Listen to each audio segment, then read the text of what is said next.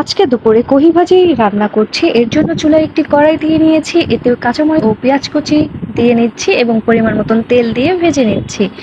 পেঁয়াজগুলো যখন বাদামি কালার হয়ে আসবে তখন এর ভিতরে আমি দিয়ে দেব একটি ডিম। সো এই পর্যন্ত আমি ভেজে নিচ্ছি। আসসালামু আলাইকুম, hello everyone, welcome back Sanchita Siyammi recipes. পেঁয়াজগুলো আমার ভেজে নেওয়া হয়ে গেছে। এখন এতে আমি একটি ডিম নিয়ে খুব ভালোভাবে নেড়ে চেড়ে মিক্স করে ভেজে নিচ্ছি, যাতে করে ডিমগুলো ঝুরি ভাজার মতন হয়ে যায়।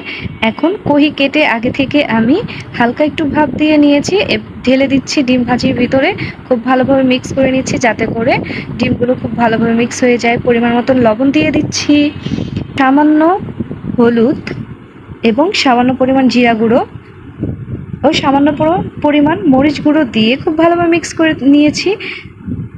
সো আমার এটি তৈরি হয়ে গেছে, কহি ভাজি একদম